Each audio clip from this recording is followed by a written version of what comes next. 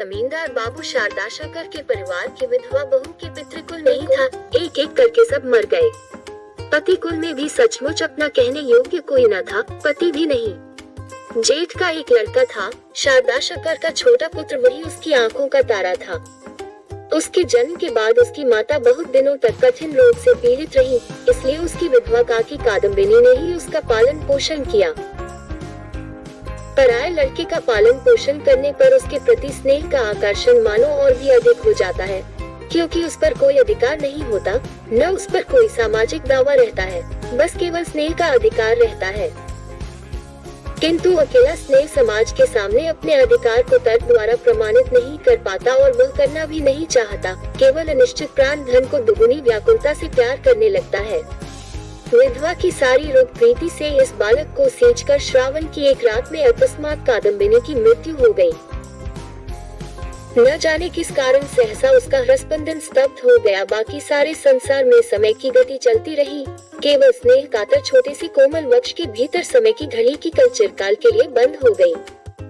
कहीं पुलिस का उपद्रव न हो, इस डर से बिना विशेष आडंबर के जमींदार के 4 ब्राह्मण कर्मचारी मृतदेह को तुरंत दाह संस्कार के लिए ले गए।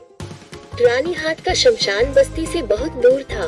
पोखर के किनारे एक झोपड़ी थी और उसके निकट ही एक विशाल वट वृक्ष था। विस्तृत मैदान में और कहीं कुछ न था।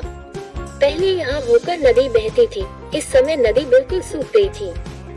उसी शुष्क जल धारा के एक अंश को खोदकर शमशान के पोखर का निर्माण कर लिया गया था। वर्तमान निवासी उस पोखर को ही पुण्य स्रोतस्विनी का प्रतिनिधि स्वरूप मानते थे। मृतदेह को झोपड़ी में रखकर चारों जने चिता के लिए लकड़ी आने की प्रतीक्षा में बैठा रहे।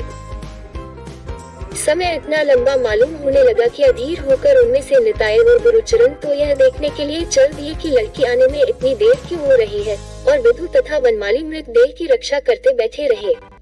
सावन की अंधेरी रात थी। सघन बादल छाए हुए थे। आकाश में एक भी तारा नहीं दिखता था। अंधेरी झोपड़ी में दोनों चुपचाप बैठे रहे। एक की चादर में दियासलाई और बत्ती बंधी हुई थी। वर्षा ऋतु की दियासलाई बहुत प्रयत्न करने पर भी न जली। जो लालटेन साथ थी वह भी बुझ गई। बहुत देर तक चुप बैठे रहने के बाद एक ने कहा, भाई एक चिलम तंबाकू का प्रबंध होता तो बड़ी सुविधा होती। जल्दी जल्दी में कुछ भी न ला सके। दूसरे ने कहा, मैं झट से एक सपाटे में सब कुछ इकट्ठा करके ला सकता हूँ। वनमाली के भागने के अभिप्राय को ताड़कर विधु ने कहा, मैं आ रही, और मैं क्या यहाँ अकेला बैठा रहूंगा। बातचीत फिर बंद हो गई। 5 मिनट 1 घंटे के समान लगने लगे। जो जने लकड़ी लेने गए थे उनको ये लोग मन ही मन गाली देने लगे। वे कहीं खूब आराम से बैठे बातें करते हुए हुक्का पी रहे होंगे। धीरे धीरे यह संदेह उनके मन में दृढ़ होने लगा। कहीं कोई आहट नहीं, केवल पोखर के किनारे से झिल्लियों और मेढकों की अविरल पुकार सुनाई पड़ रही थी। इतने में प्रतीत हुआ जैसे खाट कुछ हिली, जैसे मृतदेह ने करवट बदली। विधु और वनमाली राम नाम जपते जपते कांपने लगे। हठात झोपड़ी में दीर्घ निश्वास लेने की आवाज सुनाई पड़ी। विधु और वनमाली पलक मारते झोपड़ी से झपटकर बाहर निकले और गांव की ओर दौड़े। लगभग 1.5 कोस रास्ता पार करने पर उन्होंने देखा उनकी बाकी 2 साथी हाथ में लालटेन लिए चले आ रहे हैं। वे वास्तव में हुक्का पीने ही गए थे। लकड़ी का उन्हें कोई पता न था, तो उन्होंने समाचार दिया कि पेड़ काटकर लकड़ी चीरी जा रही है, जल्दी ही पहुंच जाएगी। तब विधु और वनमाली ने झोपड़ी की सारी घटना का वर्णन किया। निताय और गुरुचरण ने अविश्वास करते हुए उसे उड़ा दिया और कर्तव्य त्याग कर भाग आने के लिए उन दोनों पर अत्यंत क्रोध हुए और डांटने फटकारने लगे। अविलंब चारों व्यक्ति उस झोपड़ी में आकर उपस्थित हुए। भीतर घुसकर देखा मृतदेह नहीं है, खाट सूनी पड़ी है। वे परस्पर एक दूसरे का मुंह देखते रह गए। शायद श्रृंगार ले गए हों, किंतु आच्छादन वस्त्र तक नहीं था। खोजते खोजते बाहर आकर देखा, झोपड़ी के द्वार के पास थोड़ी सी कीचड़ जमी थी। उस पर किसी स्त्री के नन्हे पैरों के ताजे चिन्ह थे। शारदा शकर सहज आदमी नहीं थे। उनसे भूत की यह कहानी कहने पर सहसा कोई शुभ फल मिलेगा, ऐसी संभावना न थी। इसलिए चारों व्यक्तियों ने खूब सलाह करके निश्चय किया कि यही खबर देना ठीक होगा कि दाह कार्य पूरा कर दिया गया है। भोर में जो लोग लकड़ी लेकर आए उन्हें खबर मिली कि देर होती देखकर पहले ही कार्य संपन्न कर दिया गया। झोपड़ी में लकड़ी मौज द थी। इस विषय में किसी को भी सहज ही संदेह उत्पन्न नहीं हो सकता, क्योंकि मृतदेह ऐसी बहुमूल्य संपत्ति नहीं जिसे धोखा देकर कोई चुरा ले जाए।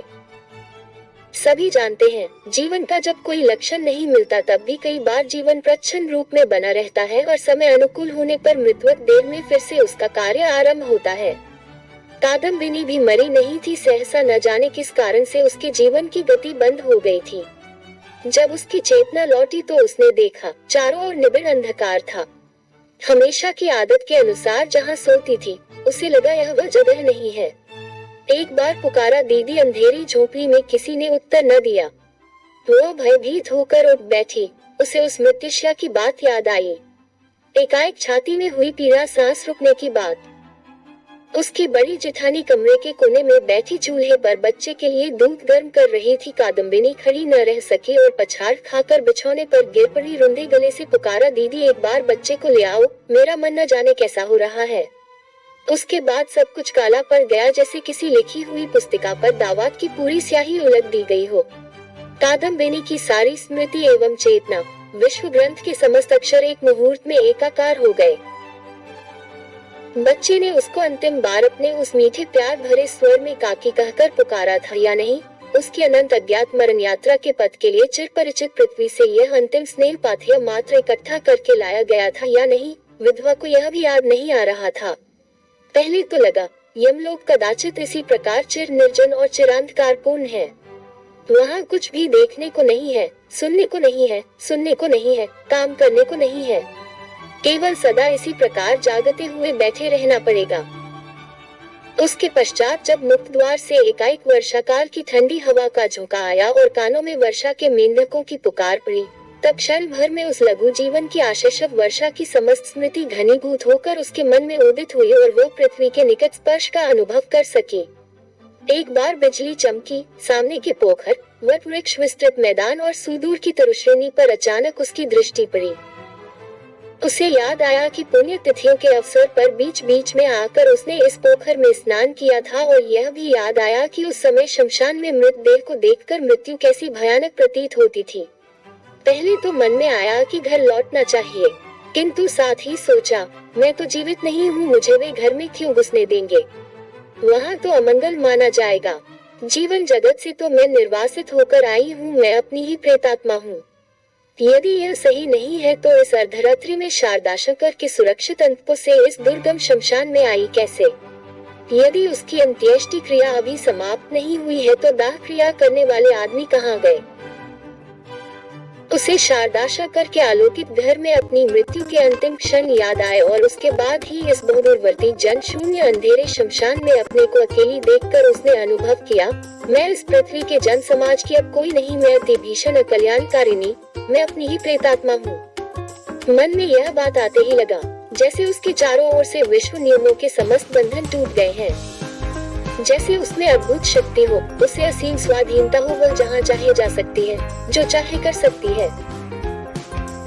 इस अभूतपूर्व नूतन विचार के आविर्भाव से वह उन्मत्त की भांति प्रबल वायु के झोंके के समान झोपड़ी से बाहर निकलकर अंधकारपूर्ण श्मशान को रौंदती हुई चल पड़ी। मन में लग जा भाई, चिंता का लेश मात्र न रहा। चलते चलते पैर थकने लग गए, देह दुर्बल लगने लगी। एक मैदान पार करते न करते दूसरा आ जाता था। बीच बीच में धान के खेत पार करने पड़ते या फिर कहीं कहीं घुटनों तक पानी भरा मिलता। जब भोर का प्रकाश कुछ कुछ दिखाई देने लगा तब जाकर थोड़ी दूर पर बस्ती के बांस के झाड़ों से दो एक पक्षियों की चहचहाहट सुनाई दी। तब उसे न जाने कैसा भय लगने लगा। जगत और जीते जागते लोगों के हाथ इस समय उसका कैसा नया संपर्क स्थापित हो गया था, यह वह तनिक भी नहीं जानती थी। जब तक मैदान में थी, श्रावणी रजनी के अंधेरे में थी, तब तक वह जैसे निर्भय थी जैसे अपने राज्य में थी। दिन के प्रकाश में लोगों की बस्ती उसे अत्यंत भयंकर स्थान लगने लगी। मनुष्य भूत से डरता है, भूत भी मनुष्य से डरता है। मृत्यु नदी से अलग अलग किनारे पर उनका वास है।